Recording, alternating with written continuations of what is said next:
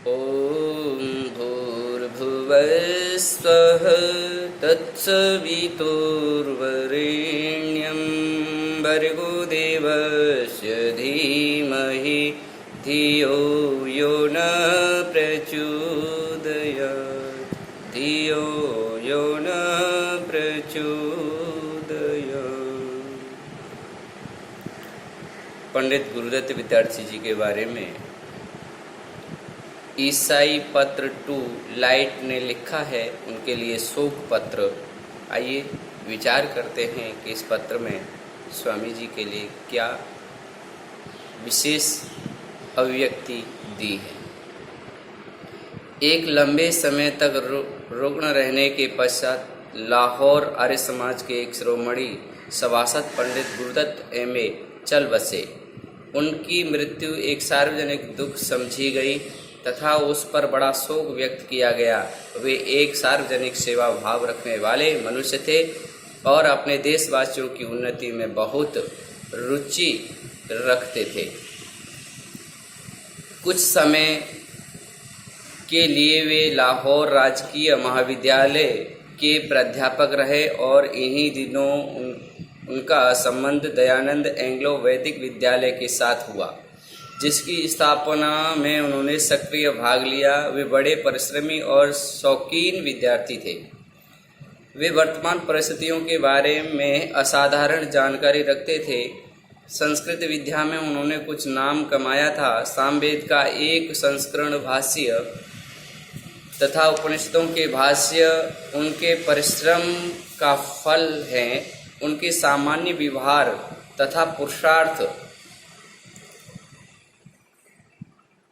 स्वभाव एवं सच्चे जीवन के कारण सब उनसे प्रेम करते थे। यद्यपि हम उनके सब विचारों से सहमत नहीं हो सकते, परंतु हम उनके विश्वास की सच्चाई व उस साहस के प्रशंसक रहे हैं जिस निडरता से वे प्रत्येक विरोधी के सामने अपने सिद्धांतों का प्रचार करते थे।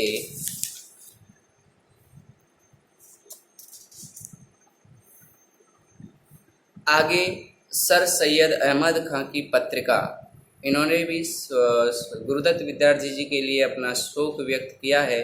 तो कहा कि अलीगढ़ इंस्टीट्यूट गजट ने लिखा है कि संसार में कोई भी दुख होनहार दिखने वाले व्यक्ति की मृत्यु से अधिक नहीं हो सकता। ऐसा व्यक्ति जिससे प्रायः मनुष्य की जाति की व समुदाय की भलाई व उन्नति की आशा हो। यह दुख उस समय और भी अधिक हो जाता है जब व्यक्ति अपनी आयु में अपनी जात में ये शब्द दिए हैं।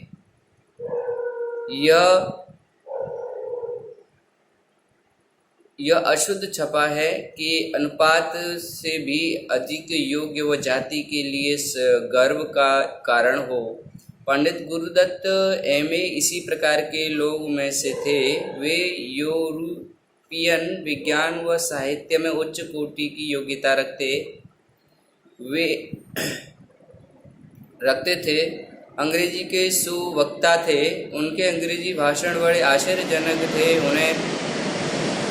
यदि उन्हें दीर्घ आयु मिलती तो वह एक विख्यात वक्ता होते। वे आर्य समाज लाहौर के बहुत प्रतिष्ठित सदस्य थे और सबसे बड़ी बात तो यह कि उन्होंने सबसे संबंध विच्छेद कर सब व्यक्तियों व संस्थाओं से अलिप्त से होकर अपने आप को आर्य समाज की उन्नति के लिए समर्पित कर दिया था। उन्हें बहुत ऊंचे पद मिलते थे, परंतु उन्होंने कोई स्वीकार नहीं किया। आर्य समाज की उन्नति को ही अपना उद्देश्य जाना।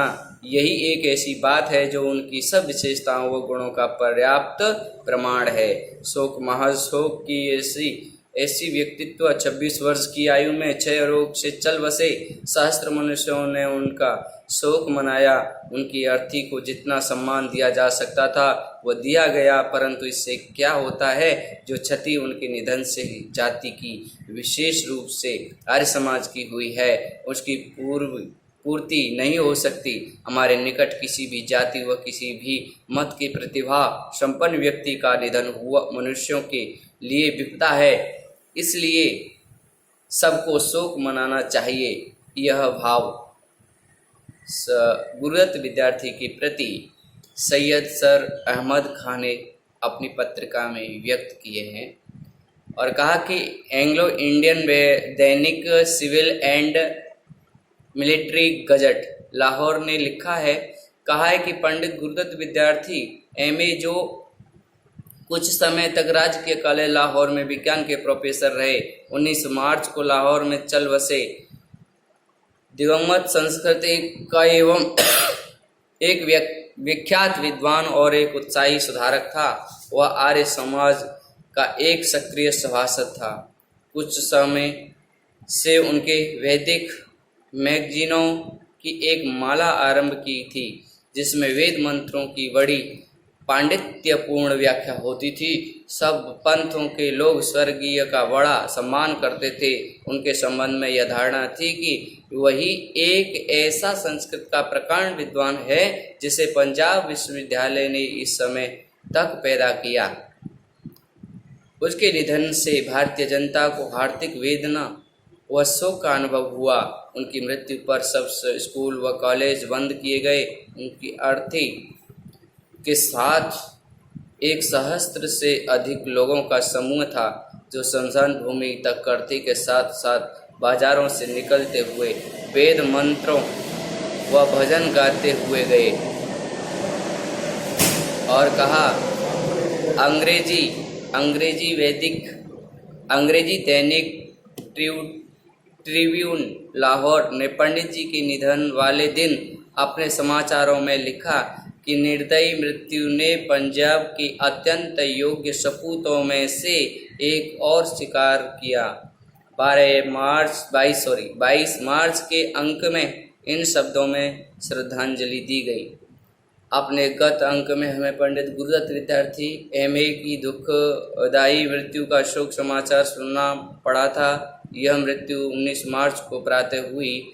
उनकी मृत्यु पर पंजाब भर में सामान्यतया शोक व्यक्त किया गया, क्योंकि उनके जीवन के साथ बहुत आशाएं जुड़ी हुई थी। आर्य समाज, जिसका दिगंबत एक चमकता हुआ नक्षत्र था, कि वह अपूरणीय क्षति है तथा जनता के लिए भी सामान्यतः एक प्रकार का बहुत बड़ा दुख और दुर्घटना ही नहीं, प्रत्युत बहुत ही भारी दुर्घटना है। इतना लिखने के पश्चात उपरोक्त दैनिक पंडित जी के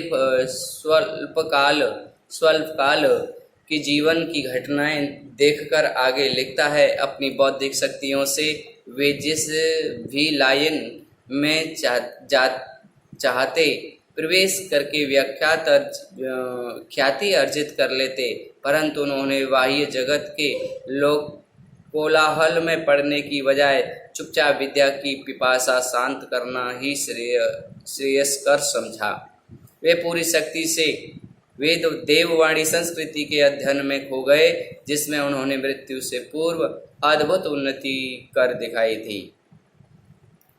इस व्यक्ति में अथाह ऊर्जा थी। वास्तव में उसकी आग्नेय शक्तियों ने उसे समाप्त कर दिया। अब इसने उसके भाग्य के टुकड़े टुकड़े कर दिए। विश्राम करना तो वह जानता ही न था। 8 या 10 घंटों का स्वाध्याय और इसके अतिरिक्त सायंकाल संस्कृत की श्रेणियों को पढ़ाना, फिर रात्रि देर तक सूक्ष्म धार्मिक विषयों पर विचार विमर्श करते रहना, जिसके पूछने के लिए लोगों के टोले उनके पास आ जाते थे, सब कुछ उनके शारीरिक स्वास्थ्य को नष्ट करने के लिए क्या थोड़ा था। यही नहीं, वे अंग्रेजी व हिंदी भाषा के धारा प्रभाव बोलने वाले प्रभावशाली व सर्वश्रेष्ठी पंजाबी वक्ता थे। आर्य समाज को इस दिशा में प्राय उनकी योग्यताओं की आवश्यकता पड़ती थी। कोई मास ऐसा नहीं जाता था कि उन्हें कोई न कोई विचारोत्तेजक भाषण न देना पड़ता, जिसके प्रत्येक वाक्य पर उसके पश्चात महीनों तक समाज में सभासद सुरुचि की वाद विवाद करते रहते। दयानंद एंग्लो वैदिक कॉलेज की सफलता बहुत कुछ उनकी हृदय स्पर्शी अपीलों का परिणाम है। उनकी चिंतन शक्ति अत्यंत व्यापक थी, उनकी बुद्धि सार्वभौमिक थी, वे अत्यंत क्रियात्मक व्यक्ति थे। देश के इस भाग में कोई विरला मनुष्य ही वाद विवाद में उनके सामने टिक सकता था। उनकी शक्तियों का ऐसी समुचित रीति से विकास हुआ था कि वे किस प्रकार के अनृत्य की ओर नहीं झुकती थी। वे निष्कलंक थे, उनके चरित्र पर कोई धब्बा, कोई कलंक नहीं था और उनकी जीवन पद्धति पर सर्वदा संत जैसी सरल और सीधी कही जा सकती है। उनके मुखमंडल पर सदैव मुस्कुराहट रहती थी तथा उनकी आकृति की प्रत्येक भंगिमा में से उसकी विलक्षण बुद्धि के चिन्ह दिखाई देते थे। उनकी आकृति उनके मनोभावों के अनुरूप तथा सर्वथा छल कपट रहित हृदय का दर्पण थी। जिस समाज के साथ उनका संबंध था, यद्यपि उसमें उनकी विशेष प्रतिष्ठा थी, परंतु उन्होंने उस समाज के प्रबंधक में कोई भाग नहीं लिया, अर्थात वे पदों के पीछे मरने वाले न थे। यह कारण यह कि अहंकार उन्हें छू तक न सका। उनकी लोकप्रियता का कारण क्या था? दूसरों के हृदय में उनका जो अधिकार था उसका मुख्य कारण यही था कि वे स्वार्थ व अभिमान के कोसों दूर रहते थे। जिस समय लोगों को यह ज्ञात हुआ कि गुरुदत्त विद्यार्थी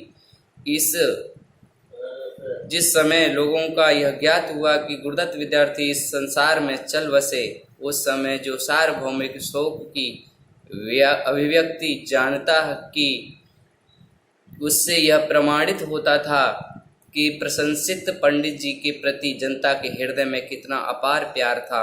वे कभी अहम का चिंतन न करते थे तथा सदा ही जी जान से आर्य समाज के उद्देश्य की पूर्ति के लिए समर्पित रहते थे। वे इसे समस्त भारत का उद्देश्य समझते थे। उनके अंतिम दिनों में उन्हें असह्य कष्ट रहा। क्षय रोग में एक एक श्वास लेते समय एक तलवार सी गर्दन पर लटकी थी, परंतु उनकी सहन शक्ति असाधारण थी और कभी भी किसी ने उन्हें हाय हाय करते अथवा रोते धोते न सुना। वे अभी 26 वर्ष भी पूरे न कर पाए थे, किंतु मृत्यु के क्रूर पंजे में उन्हें ऐसे उपयोगी कार्य से हटाकर अपना शिकार बना लिया। हमने ट्रिब्यून व सिविल एंड मिलिट्री गजट इन 2 दैनिक अंग्रेजी पत्रों की श्रद्धांजलियां लाला लाजपत राय जी की लिखित उर्दू पुस्तक में अनुदित की थी। इस संस्करण के लिए हमने मूल लेख भी देख लिए हैं।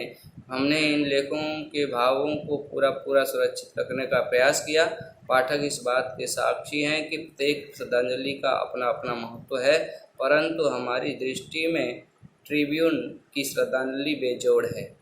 सद्धर्म प्रचारक के संपादकीय से सचमुच पंजाब विश्वविद्यालय को यदि सुयोग्य स्नातक देने का गौरव प्राप्त था तो केवल पंडित गुरुदत्त सरीखे सर्वगुण संपन्न प्रकांड विद्वान के रूप में था। आप बहुत बौद्धिक योग्यता व चारित्रिक श्रेष्ठताओं के कारण एक अनमोल रत्न थे। अंग्रेजी साहित्य पर पूरा उनका अधिकार था। संस्कृत में ऐसा तेज रखते थे कि ठीक कठिनता से ही कोई पंडित उनके प्रताप से सन्मुख टिक सकता था। वे विज्ञान के एक बेजोड़ अध्यापक थे। तर्क शास्त्र व दर्शन में बड़े बड़े विद्वान उनकी प्रतिभा का लोहा मानते थे। उनकी वक्तृत्व शक्ति का क्या कहना, वह बस जादू सा था उनकी वाणी में। कहीं भी किसी भी सभा में जब वे अंग्रेजी उर्दू भाषा में बोलते थे तो सिंह समान गर्जना होती थी। अत्यंत प्रभावशाली व हृदय स्पर्शी ढंग से विषयों का प्रतिपादन किया करते थे। श्रोताओं पर उनके भाषण का एक एक शब्द मंत्र तंत्र का प्रभाव करता था। उन्हें मंत्रमुग्ध ऐसा कर देते थे कि श्रोता दीवार पर बने चित्रों के सामने उन्हें सुनते थे। जब कभी उन्होंने वैदिक कॉलेज के लिए सहायता की अपील की तो श्रोताओं में ऐसा जोश पैदा कर देते थे कि आंखें झपकने की देरी में सहस्त्रों रुपए जेबों से फड़कर मेज पर एकत्र हो जाते थे। न केवल बड़े बड़े गुणी विद्वान उनके व्याख्यान पर मुग्ध हो जाते प्रत्युत्तर अशिक्षित कृषक व विरोधी ब्राह्मण भी झूम उठते थे और वह आभूषण तक कॉलेज के लिए अर्पण कर दिया करते थे। हाय उन नवयुवकों पर क्या विपदा आ पड़ी होगी जो नित्य प्रति उनसे अष्टाध्यायी पढ़ा करते थे और गुरुजी कहकर पुकारा करते थे। लाला लाजपत राय के उद्गार, हाय पंडित जी के निधन से तो हम गुरु विहीन हो गए थे, परंतु लाला साईंदास के मरने से हम अनाथ हो गए। ऐसे विचार इन सभी समाजों ने, संस्थाओं ने, कॉलेजों ने पंडित गुरुदत्त विद्यार्थी के प्रति अपने शोक, अपने भाव व्यक्त किए। आज के भाव विचारों को यही विराम करते हैं। कल आगे फिर और कुछ बाकी है, वो आपके साथ में आगे शेयर करेंगे। इति ओम शम।